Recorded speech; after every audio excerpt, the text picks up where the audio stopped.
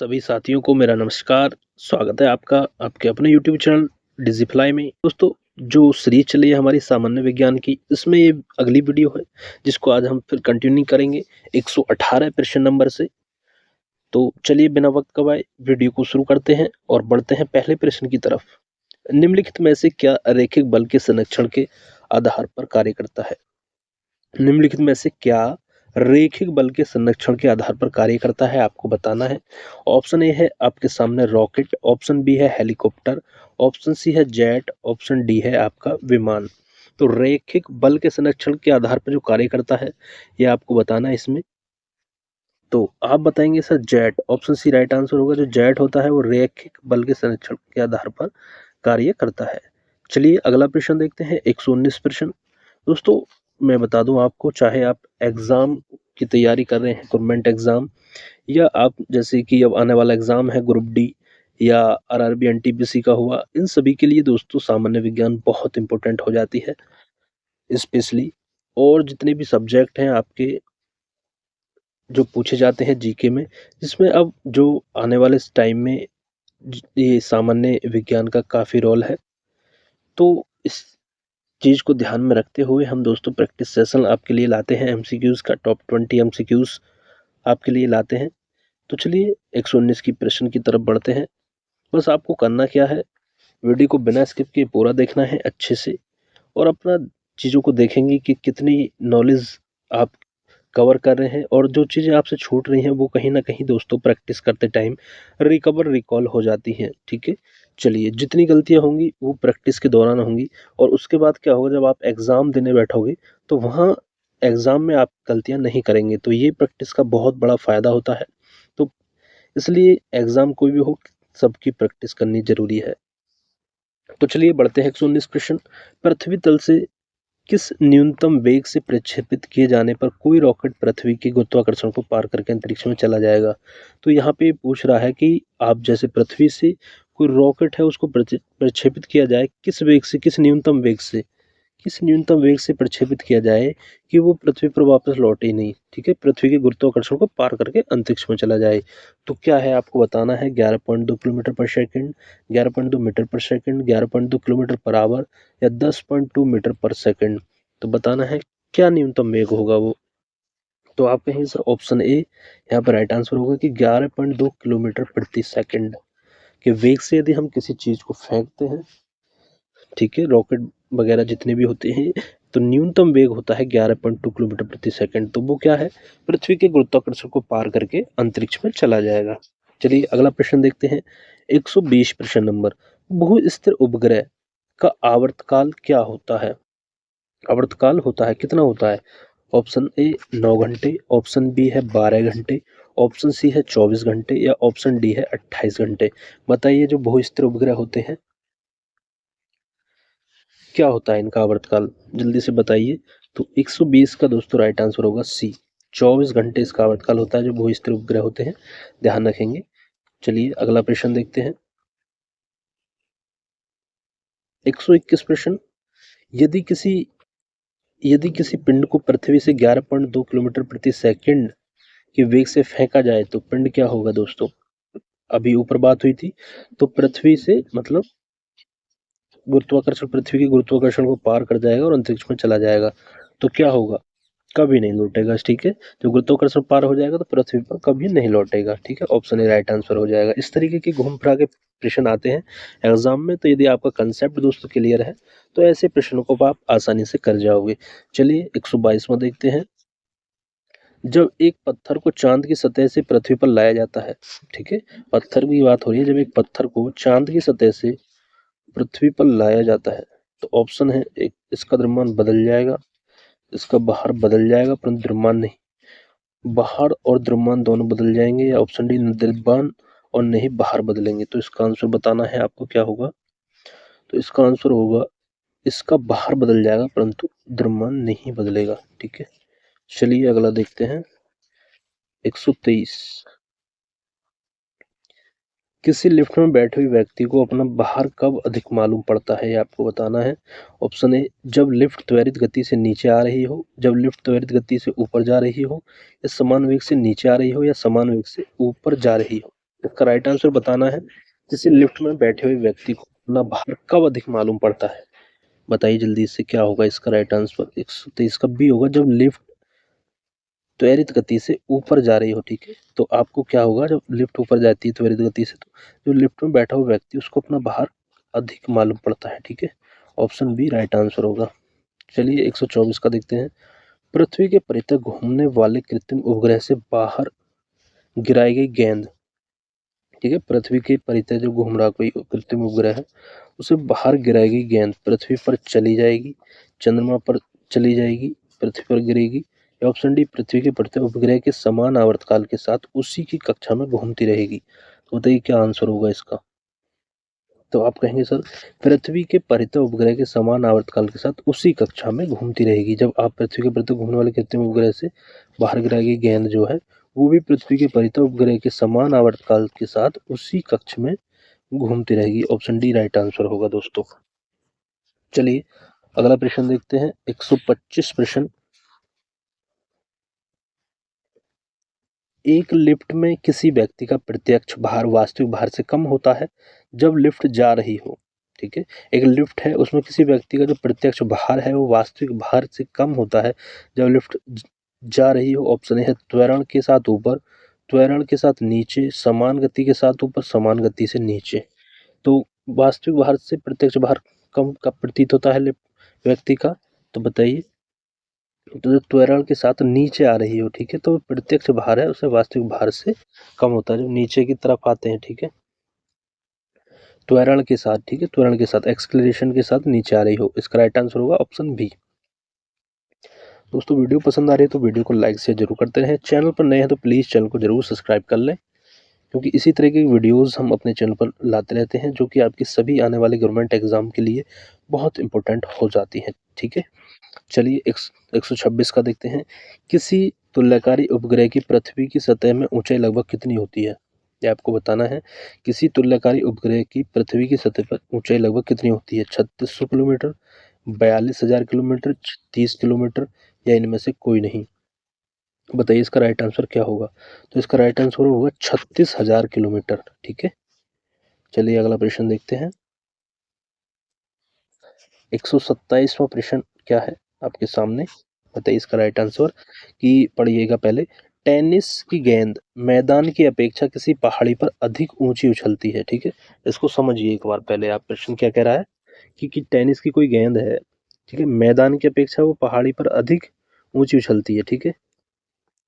आप कभी देखना ले जाके गेंद को ऐसे मैदान की अपेक्षा जब पहाड़ी पर जब उछलोगे तो वो अधिक ऊंची उछलेगी। तो इसका कारण क्या होता है ये जानने का प्रयास यहाँ पे किया जा रहा है आपसे। बताइए इसका राइट आंसर। ऑप्शन ए है आपके सामने पर्वतों पर वायुदाब अपेक्षाकृत कम होता है। ऑप्शन पर्वतों पर गेंद और हल्की हो जाती है। ऑप्शन सी है पर्वतों पर पृथ्वी का गुरुत्वाकर्षण कम हो जाता है। ऑप्शन डी है उपयुक्त में से कोई नहीं। तो बताइए क्या कारण है ऐसा कि पहाड़ी पर अधिक ऊंची उछलती है गेंद, टेनिस की गेंद। तो बताइए इसका राइट आंसर। तो आप कहेंगे सर पर्वतों पर पृथ्वी का गुरुत्वाकर्षण क्या है वो कम हो जाएगा। सीधी सी बात है।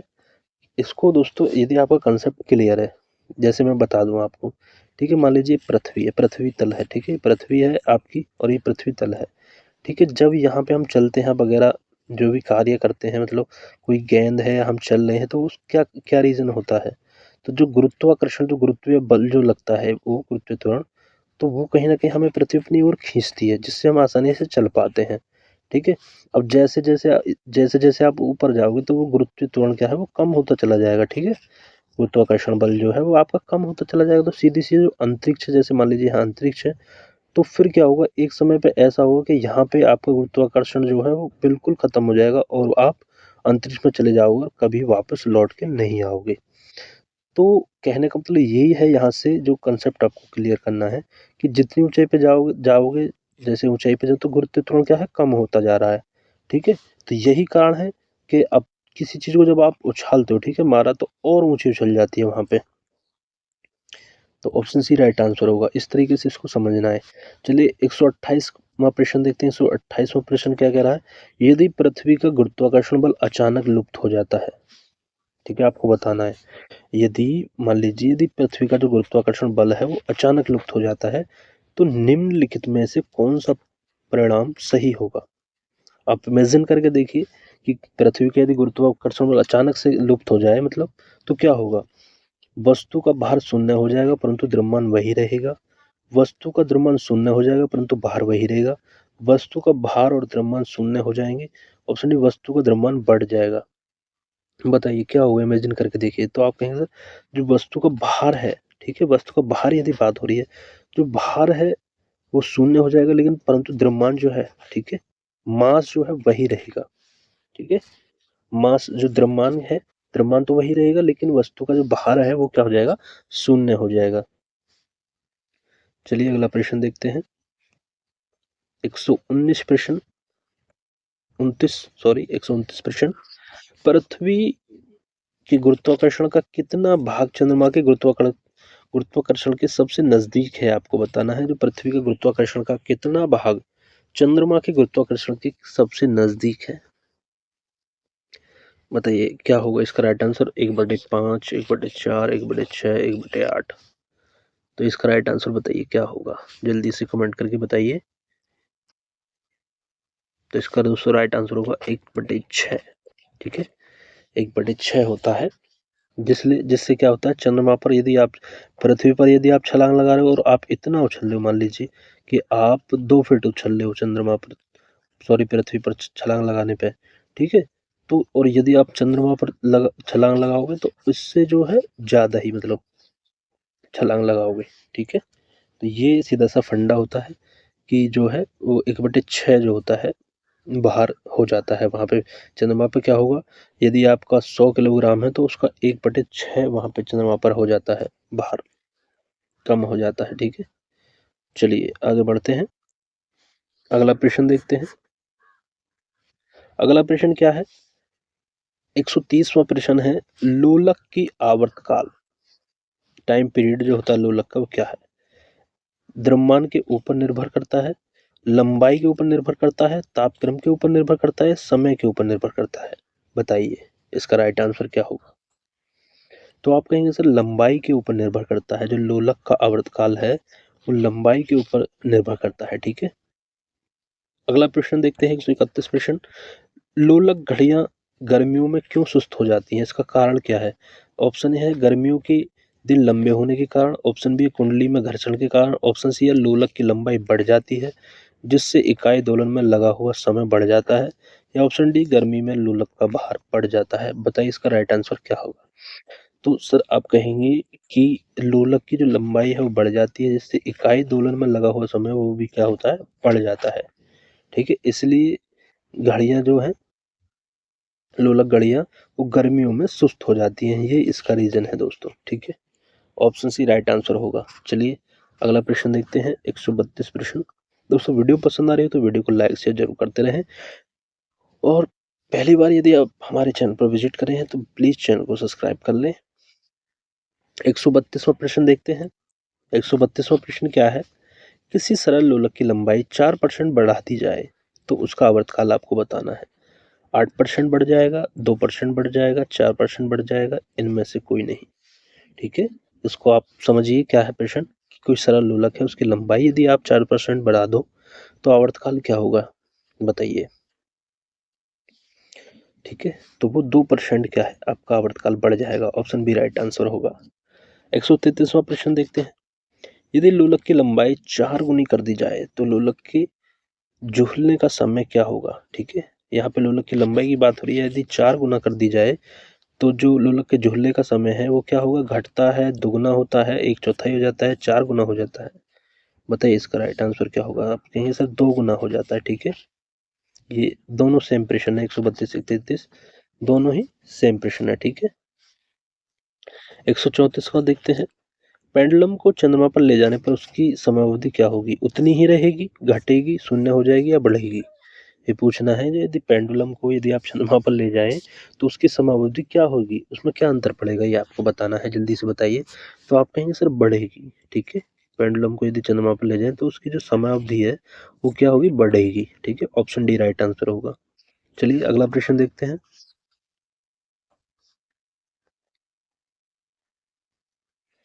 135वां प्रश्न देखते हैं यहाँ पे। एक कण का द्रव्यमान m है तथा संवेग p है, इसकी गतिज ऊर्जा क्या होगी? mp p square m p square upon m या p स्क्वायर अपॉन 2m। बताइए इसका क्या होगा राइट आंसर? तो आप कहेंगे पी स्क्वायर अपॉन 2m होगी। ठीक है, 136वां पे देखते हैं क्या है। हुक का सिद्धांत निम्नलिखित में से किससे संबंधित है? हुक का सिद्धांत द्रवदाब से, प्रत्यास्था से, रेडियोधर्मिता से या इनमें से कोई नहीं। बताइए इसका राइट आंसर होगा सर आपको प्रत्यास्था से। ऑप्शन बी आपका राइट आंसर होगा। जो हुक का सिद्धांत है वो प्रत्यास्थता से संबंधित है। दोस्तों मैं आपको एक जानकारी और दे दूं, पहले हम यहाँ पे क्या करा रहे हैं, पहले थ्योरी और कंसेप्ट वाली क्लासेस चल रही हैं। ठीक है, जिनको थ्योरी और कंसेप्ट क्लियर करना है अपना तो हमारी वो क्लासेस देख सकते हैं। उसके बाद हम क्या करा रहे हैं, प्रैक्टिस सेशन आपके लिए ला रहे हैं। जैसे जैसे एक टॉपिक आपका कवर होता है फिर उसके बाद हम क्या लाते हैं, प्रैक्टिस सेशन आपके लिए एमसीक्यूज लाते हैं, टॉप 20 एमसीक्यूज। जिससे क्या होगा, आपकी थ्योरी कंसेप्ट जब पहले क्लियर हो जाएंगे तो इससे आपकी एक प्रैक्टिस हो जाएगी और आप चीज़ों को देख पाएंगे कि हमारी तैयारी कितनी बेहतर है। तो इस तरीके से हम चीज़ों को लेकर क्लियर कर रहे हैं और आगे बढ़ रहे हैं दोस्तों। और ये सीरीज इसी तरह चलती रहेंगी जब तक सामान्य विज्ञान कंप्लीट नहीं हो जाता। ठीक है, और आने वाले समय में हम और भी अन्य सब्जेक्ट की जो सीरीज हैं उनको भी लाएंगे जल्द से जल्द। इसलिए आप जल्द से जल्द दोस्तों ज़्यादा से ज़्यादा लोग हमारे साथ जुड़ें और हमें दोस्तों एक तरीके से सपोर्ट करें, जिससे हमें मोटिवेशन मिले और हम जल्द से जल्द आपके लिए वीडियोस और लाएं। ठीक है, चलिए अगला देखते हैं। 137 प्रश्न क्या कह रहा है, आप बताना है।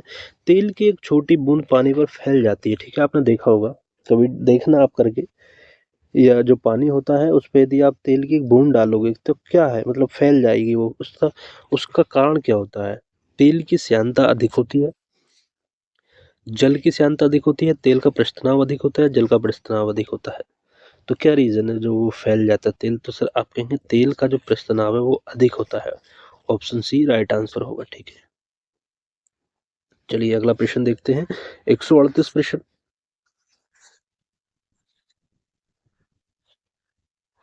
138 प्रश्न क्या है?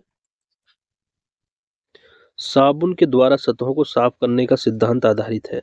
साबुन के द्वारा सतहों को साफ करने का सिद्धांत किस पर आधारित है? श्यानता पर, प्लवन पर, प्रत्यास्था पर या पृष्ठतनाव पर। बताइए क्या होगा इसका राइट आंसर? तो आप कहेंगे सर पृष्ठतनाव पर। ऑप्शन डी राइट आंसर होगा। देखिए एनडी एग्जाम में पूछा गया है। चलिए अगला प्रश्न देखते हैं।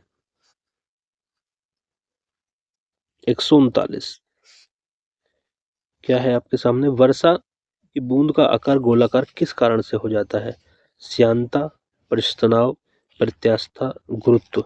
किस कारण हो जाता है बताना है इसका राइट आंसर। 139 का तो आप कहेंगे सर पृष्ठतनाव के कारण जो है वर्षा की जो बूंद है उसका आकार क्या हो जाता है? गोलाकार हो जाता है।